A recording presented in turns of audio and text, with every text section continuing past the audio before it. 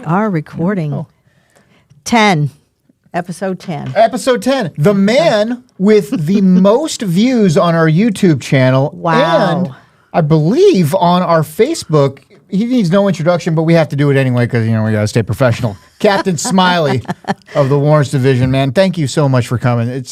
I love riding. I loved riding with you. I love seeing you. You're just a pleasure. And your name's Smiley. It just makes me happy. And he lives right up to it. Yeah. Smiley. Thank you for joining us today. Oh, yeah. It's good to be here. Well, it's good to have you on episode 10 of Behind the Star, our podcast. How long have you been here, Captain Smiley? I've been here now 33 years. 33 years at the Bay County Sheriff's Office. At the Bay County Sheriff's Office. And what different jobs have you done here? I have worked the SRD program. Also, I worked 1 year of narcotics, undercover narcotics. Okay. And also patrol. You've done it all, really. And then moved into warrants. Into warrants. Been in the warrants now 25 years. Wow. That's an exciting place to be. Oh, I mean, yes. as far as people, when they think of police work. Oh, yes. You're doing it every single day. Oh. Very dangerous. But not Very only do dangerous you job. oversee warrants, but you also see the courthouse as well. That is also part of your duties. You oversee everything that happens at the courthouse, and that's a whole different city altogether. That's correct. So as far as the courthouse responsibilities go ahead and take me through just the regular day-to-day operations when it comes to the courthouse and making sure that everything is up to snuff there. Okay. Mainly what we do is we have, I go to the courthouse, we have like 22 deputies over there and 4 supervisors. And I think at the courthouse they got 16 judges, 3 magistrates, and 1 hearing officers. So each deputy is assigned to a judge, and I goes over to make sure everything running smoothly. Everything is secured inside the courtroom because we provide security for the courtroom, the judges, and the public when they comes in there. So my job is to goes in there to get up with the supervisor and make sure everything running accordingly.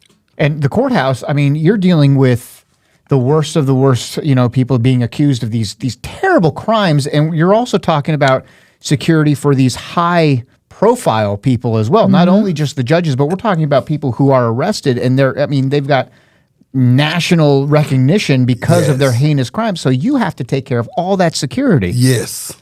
You have to make sure people, when they come in. Make sure that when they come in, when they go through, when they enter the courthouse, we make sure we check them, make sure they don't have any weapons, any drugs, anything they can bring inside the courtroom. But you have people inside the courthouse that may be upset at the proceedings, at the decision, what's happened to a loved one, and you have people show up that actually have outstanding warrants. Yes, yes. And end up getting arrested. So you have a lot of high tense situations happening in the courthouse. And there have been historically some pretty bad things that have happened in courthouses. Yes. So security for the judges and the people that come and go for business there is really important. It is. It's very a big job. important. Very important. Yeah. And I know you guys are active. Oh, yeah. We have to stay active, always looking, making sure everything is good in the parking lot as well. Yeah. All of that we love to look around and make sure nothing is taking place, not out of the ordinary. And there's cameras everywhere. So when I went with Captain Smiley to the courthouse, Lieutenant Strobel showed us around, and inside was one room with it was a screen of just nothing but little individual pictures of all the cameras everywhere, and you have a deputy that's scanning everything. Yes. Constantly. Yes. Yeah. Wow. Yes. Okay. That's amazing. I did not know that part. Technology helps. It helps. It's definitely helped our job for sure. And not only do you oversee the courthouse, but we get to the warrants. The big division, the warrants division, the most dangerous, in my opinion, one of the most dangerous divisions in this entire agency. That's right. Now, when it comes to getting a warrant, you say in the video you said you get hundreds of warrants. Yes. In the course of a week, even a day sometimes. Right. How do you kind of decipher which warrants that you're going to go after, which ones you're going to kind of let patrol, see if they can make contact. You know, how do you prioritize these? Mainly what we do, we go around the round table on a daily basis, and we look through the warrants, and if, for instance, you might have a murder warrant, you might have an aggravated battery, robbery, aggravated assault, you name it. Them is the ones we go after first. We get a game plan, we go out, and we sit around the round table, and the investigators, what they do is goes out and look at the homes, what a suspect might be living at, for we can observe it. That way, when we get ready to go to the residence, we know everything about it. So you've done your work. You got preliminary work, yes. and you have the work of sitting down and sorting them out as to yes. which ones are the top. I know that your division is also responsible for working with, I think it's Crime Stoppers, for determining the most wanted. Yes. Bay County's most wanted list, which yes. is available on our app. You can see who is Bay County's most wanted. That's correct. And so those are a lot of the ones that you want to get out and try yes. to find, because those are the ones that are most dangerous, probably you're worried about yes. the most. Now, we've also had recently a couple of people go poosh somewhere else in the country, and yes. you found them anyway. Yes. That's pretty good. What we do, we never give up. I mean, we have over thousands of warrants in the system. We never give up.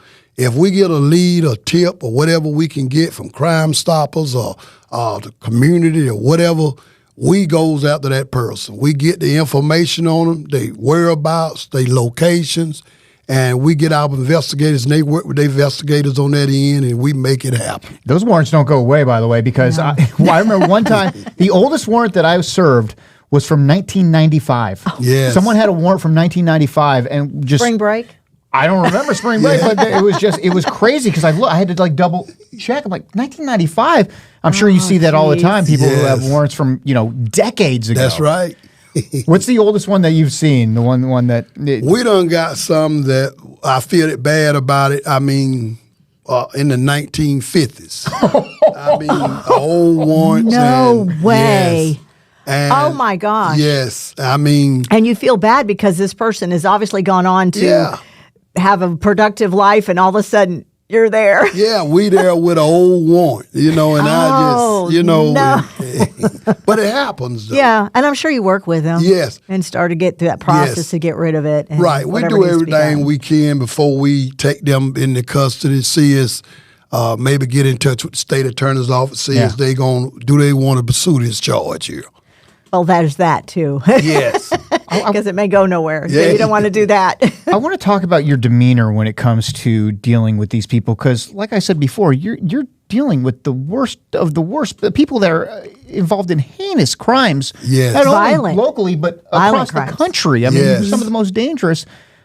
When you're dealing with people, when you are serving that warrant, I've seen people thank you for arresting them. They just straight up thank you for it. How does that...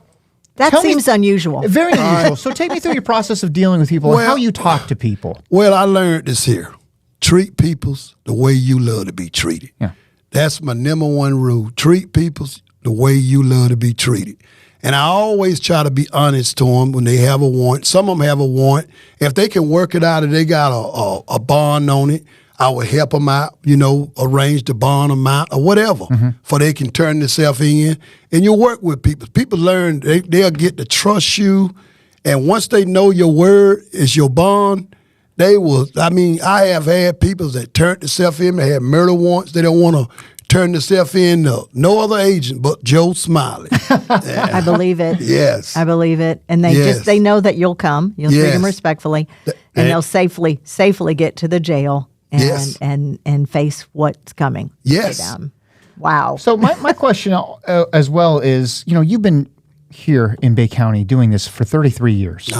You have built up relationships. You have built up, a name in the community. Yes. So when it comes to maybe you have to serve a warrant to somebody who you're connected with, what's the process there as far as trying to do it so everybody comes out ahead in that instance? Yeah. Well, what I learned to do is and I even try to teach the other investigators. Learn how to go if you got a warrant. Just say if you had a warrant on somebody, if it's at a business, everything. I don't want to just run into business. If it's a warrant, that I can go in there, for instance, and talk to the manager or talk to somebody and tell them, make it let's street, low key, for I can go in there and tell them, say, look, I got a warrant on one of your employees. Is there any kind of way that we can do this in private, that I can just get him, and I don't want to make a scene here at the business. So I try to learn to do that and learn the guys how to, when they go out, and that's what I'm talking about, you got to always, it's all right to put anybody in jail, but it's the way you put them in jail. That sounds important, yes. Like listening to you, I'm thinking possibly one of the most important tools that you have is you. Yes. And forming relationships with people just everywhere, all the time, every day, and that eventually word gets out. Yes. That you can trust. Oh, Joe yes. Smiley. It also doesn't hurt that he's like 6'5" too. Yeah. That's got to help. Yeah, but his temperament and everything, you're firm, but you're fair. And everybody, I have went in the community, and I always try to work with the community, make an impact in the community between law enforcement and the community. That's, once people see you do that and others see that, they know, say, hey, he's fair. He going to treat you right. He going to do right. And, we represent the sheriff office. So we want to be as, as a professional as we can be on this job. Your integrity means a lot. Yes, it does. And you have a reputation not only out in amongst the community and on the streets, but you have a reputation here. A lot of people want to be a warrants investigator or deputy. Yes. So tell me what you look for. Not everybody can do that job. What I look for when we have an opening, they apply for the warrant division. I'm looking at what can they bring to the table. What experience you got? Do you have any U.S. Marshals experience? Do you have Special Forces experience? Do you have narcotic experience? Or is you a veteran on patrol? What can you bring to add to this team here to make it successful, what we need over in the warrant division? That's another thing is you're talking about U.S. Marshals experience. You guys work with agencies across the country, federal and local as well. Tell me how important it is to keep up those relationships and keep them basically on the up and up, so y'all are working together to find the ultimate goal, which is that person. It's very important, because everybody just want to see the bad guy get arrested. Everybody want to see the bad guy in custody. Right. And nobody is, it ain't about competition. It ain't about any of that. It's about everybody got a job to do. We try not to step on nobody else's toes or anything. If they looking for somebody, if we can provide them some information, and vice versa, they do the same for us. Right. And it does seem that a lot of the fugitives that leave everywhere else come to the beach. Yeah. Here. Why is that, by the way? I always say it now. You get everybody who done committed murder, robbery, and everything. They come to the Panama City Beach. They do. And you're right here going, come on. Yeah. I mean, we'll get you. You got to love it. I mean, we was even at the circus out there at the Bay County Fairground. We had a wanted guy to come out there. To the circus. To the circus. Just wanted to come to the circus. Walk in there, and we welcomed him. And one of your guys went, I know that guy. Yes. He's wanted. He's wanted. See, always on duty. Yeah, always working it. Now, as nice as you are, as cordial as you are, there are people that you have to arrest that don't care. It could be the Pope there at the door. Yes. They are going to fight no matter what.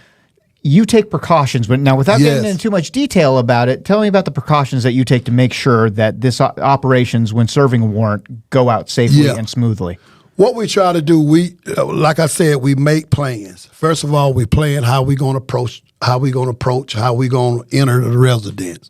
And what we do, we use the training that we've been trained how to get to the residence, how to cover the residence, who go where, and we want to be, because you never know who's behind that door. You never know who don't want to go to jail. A lot of people do not like the police.